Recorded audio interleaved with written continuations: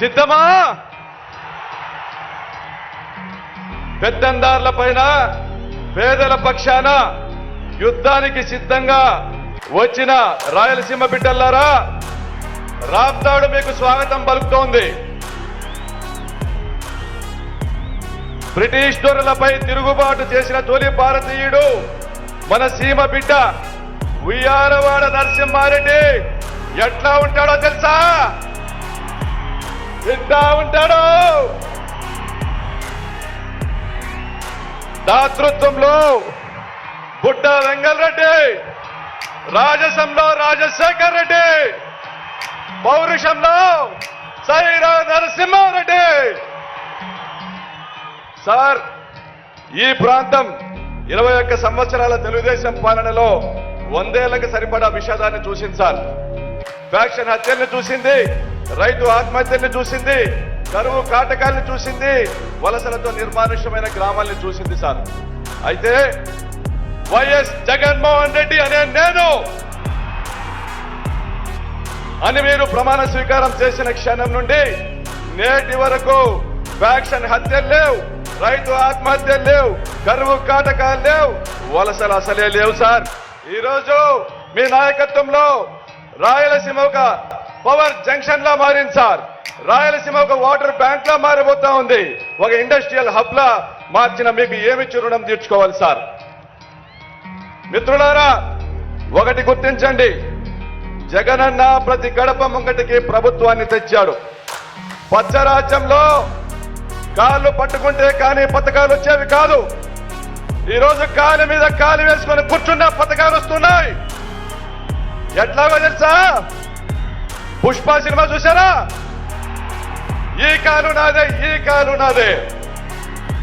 ఆ విధంగా జగనన్న మనకు అండగా ఉన్నాడు కాబట్టి ఈ రోజు రాయలసీమ అభివృద్ధికి కేరా పట్టస్ గా మారింది సార్.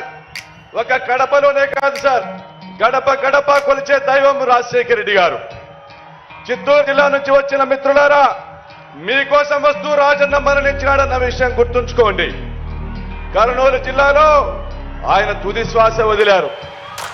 కడప జిల్లాలో ఆయన శాశ్వత నివాసం ఎంచుకున్నారు. అనంతపురం జిల్లా ఆయన జ్ఞాపకాలతో జీవిస్తోంది ఈరోజు, రాజన్న జ్ఞాపకాలతో.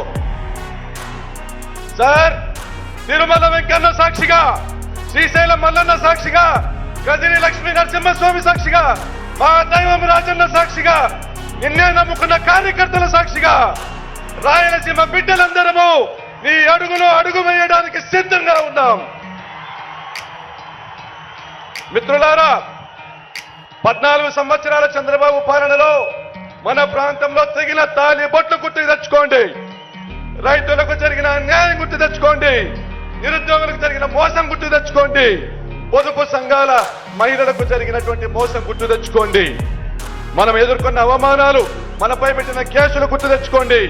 ఇప్పుడు మనం తలెత్తుకొని తిరగలుగుతా ఉన్నామంటే మన జగనన్న మనము గ్రామాల్లోకి వెళ్తే ప్రతి ఇంటికి పథకాలు ఇచ్చి మనము తలెత్తి తిరిగేలా చేశాడు.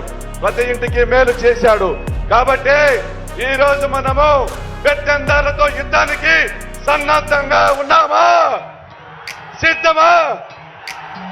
సీమ పౌరుషాన్ని చూపిద్దామా? జగనన్న తెచ్చిన స్వేచ్ఛ స్వాతంత్రాలను కాపాడుకుందాం. జై జగన్, జై జగన్, జై జగన్, జోహార్ వైఎస్ఆర్.